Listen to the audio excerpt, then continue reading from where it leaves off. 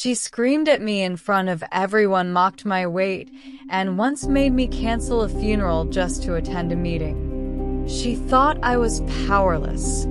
3 months later, I became her boss and fired her. If you've ever had a boss who made your life a living hell, one who thought they were untouchable, hit that like button and get ready. This isn't just a revenge story. This is justice, slow-cooked and served ice cold. And hey, don't forget to subscribe for more jaw-dropping Reddit stories like this one. After months of sleepless nights, tearful conversations, and bills piling up like a bad dream, I finally landed a job. My husband and I had both been laid off, and we were on the edge, emotionally, financially, spiritually. So when the offer came through, I took it.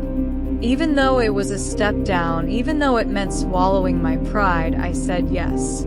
Because survival doesn't wait for ideal conditions. The manager who hired me, Gary asterisk, seemed kind. So did the team. But almost immediately, Gary pulled me aside and said he was overloaded. He was going to assign me to someone else, Jane Starr. And that's when everything began to fall apart. Jane didn't manage, she dominated.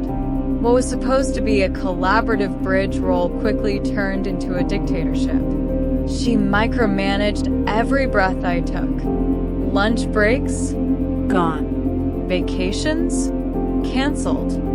Phone calls at 11 p.m. on Saturdays, just to double-check something. But that wasn't the worst of it. She'd make subtle, cutting remarks. You're big for your race, aren't you? Or, maybe your size is affecting your work ethic. She weaponized every stereotype she could. My appearance, my background, my gender, nothing was off limits. And I pushed back. I stood up for myself. That was my second mistake. I only stayed because we were drowning. Bills. A health emergency. A family tragedy that hit us out of nowhere. I was holding myself together with duct tape and grit. Until the breakdown. It happened on a Friday afternoon. She yelled at me, loudly, for not inviting some random team member to a meeting. Someone I didn't even know existed. And that's when I snapped. My hands shook. My chest burned. I couldn't breathe. I marched into Gary's office and told him everything. He listened. And then he said, "You're not the first. Half her team already quit because of her."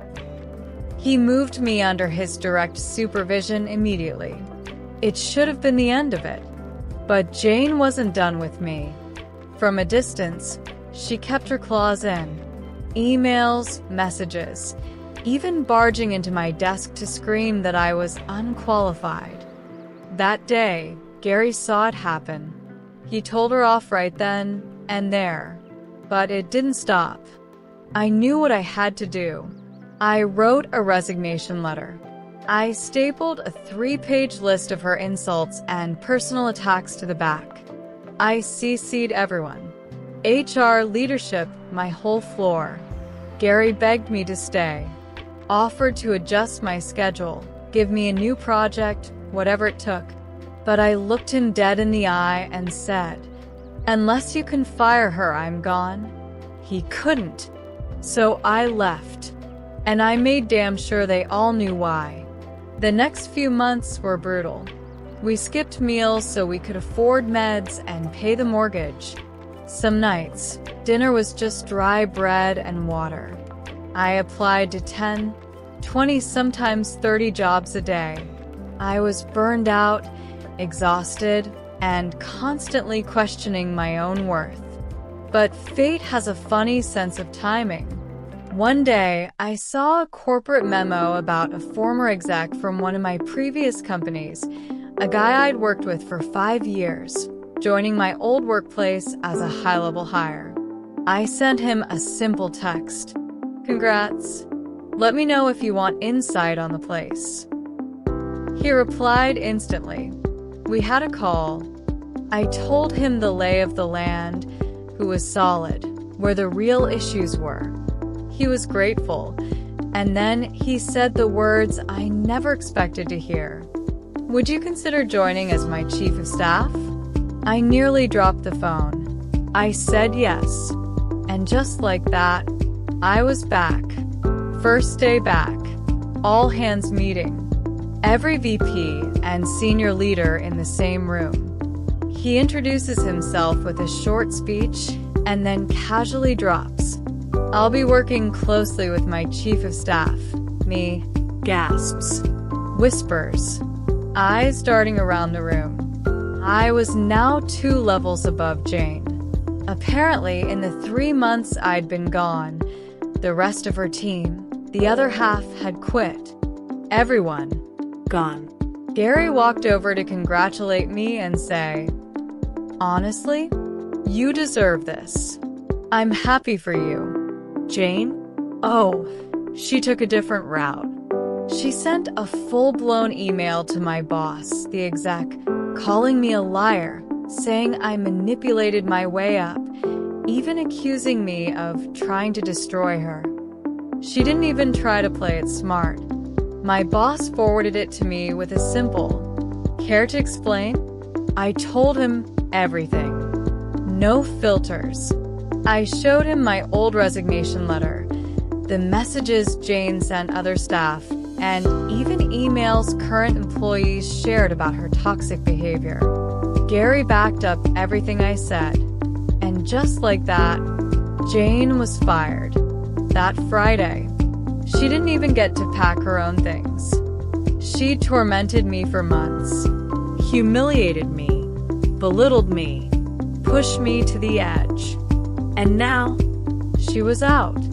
No goodbye, no redemption arc, just a brutal, well-earned firing.